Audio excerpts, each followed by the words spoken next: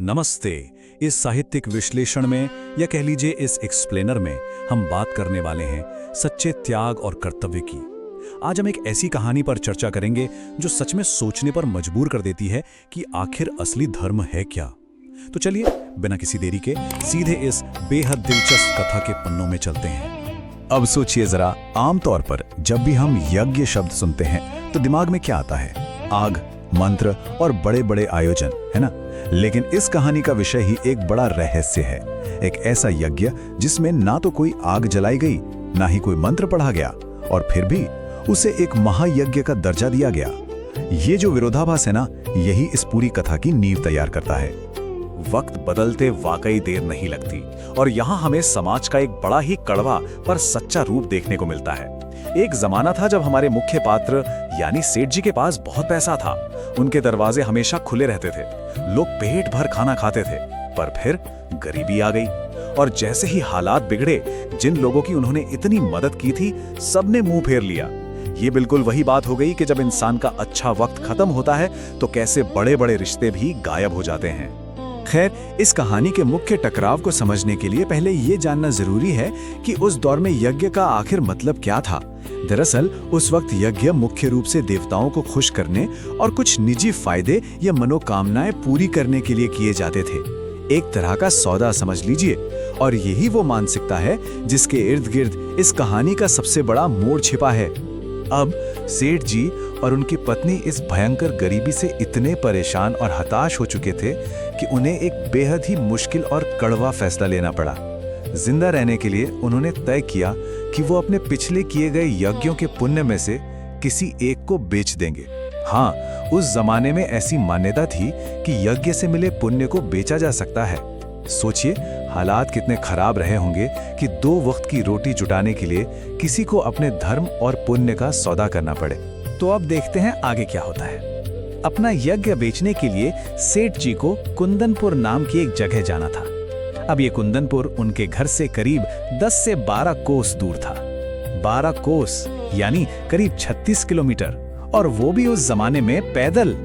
इतनी लंबी यात्रा कोई आसान काम तो है नहीं, खास तौर पे तब जब इंसान पहले से ही भूख और गरीबी से पूरी तरह टूट चुका हो। ये सफर कितना थका देने वाला था, इसका असर आगे आने वाली घटना पर बहुत गहरा पड़ता है।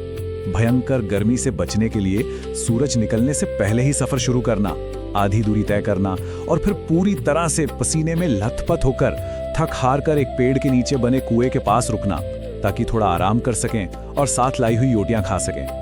ये सारी बातें आगे आने वाले उस अहम पल की गंभीरता को और बढ़ा देती हैं। और फिर जैसे ही सेठ जी अपनी रोटियां खाने बैठते हैं, उनकी नजर एक ऐसे मंजर पर पड़ती है जो किसी का भी दिल पिघला दे। उनके सामने एक कुत्ता था, एक ऐसा कुत्ता जो भूख के मारे पूरी तरह से सूख कर कांटा हो चुका था। वो इतना बेबस और कमजोर था कि अपनी गर्दन तक नहीं उठा पा रहा था।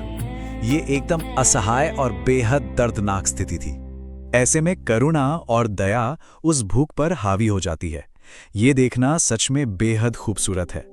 एक इंसान जो खुद भूखा है, जिसे आगे का इतना लंबा सफर तय करना है, वो क्या करता है? वो अपने हिस्से की सारी रोटियां उस मरते हुए बेजुबान कुत्ते को खिला देता है, और खुद सिर्फ पानी पीकर अपने सफर पर आगे बढ़ जाता है। कहानी थोड़ी और आगे बढ़ती है जब हमारे सेठ जी आखिरकार अपनी मंजिल पर पहुंचते हैं। वे कुंदनपुर के बहुत ही अमीर धन्ना सेठ के पास जाते हैं।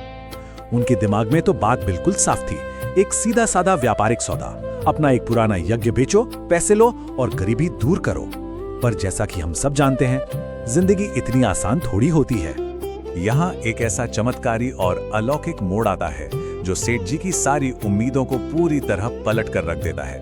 दरअसल धन्ना सेठ की पत्नी के बारे में लोगों का मानना था कि उनके पास एक रहस्यमयी दिव्य शक्ति है।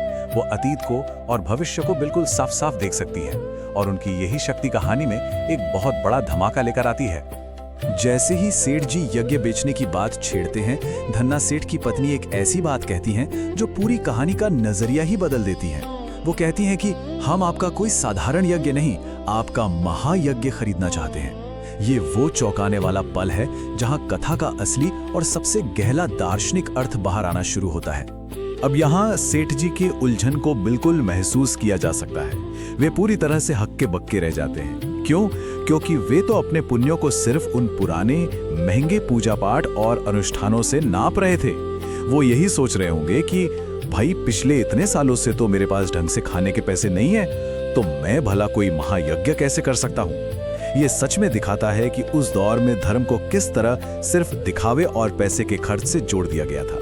फिर धन्ना सेठ की पत्नी एक ऐसी बात समझाती हैं जो बलिदान और त्याग के पूरे मतलब को ही नए सिरे से परिभाषित कर देती हैं। वो कहती हैं, बिना किसी फल की इच्छा के कोई भी काम करना ही असली यज्ञ है। रास्ते में खुद भूखे रहकर एक असहाय जानवर को अपना खाना दे देना, जहां बदले में एक पैसे की भी उम्मीद नहीं थी, वही तो असली यज्ञ है। ये एक तरह का निष्काम कर्म है, जिसमें अनुष्ठान किसी स्वार्थी लेन देन से आगे बढ़कर एक निस्वार्थ कर्तव्य बन जाता है।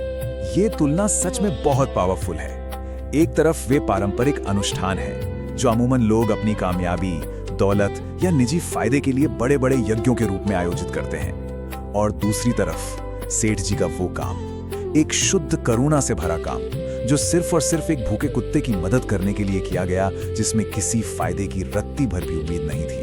स्वार्थी भक्ति और निस्वार्थ कर्म के बीच का ये अंतर सच में कमाल का है। और यहाँ कहानी अपने क्लाइमैक्स पर पहुंचती है और टेंशन थोड़ी बढ़ जाती है। एक तरफ सेठ जी की वो भयंकर तोड़ देने वाली गरीबी है, और दूसरी तरफ उन्हें उस रोटी खिलाने वाले काम के बदले में पैसे मिलने वाले हैं। इस मोड़ पर सवाल उठता है, क्या धर्म और इंसानियत की सच्ची कीमत लगाई जा सकती है?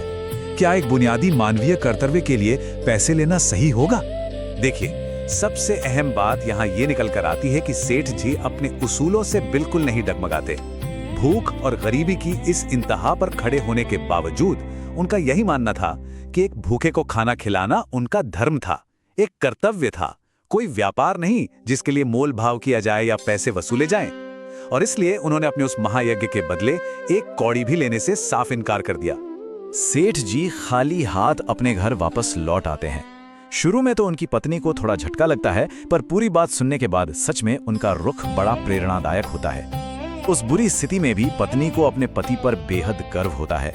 उन्हें इस बात की खुशी होती है कि उनके पति ने सबसे मुश्किल वक्त में भी पैसे के बजाय धर्म और नीति का ही रास्ता चुना।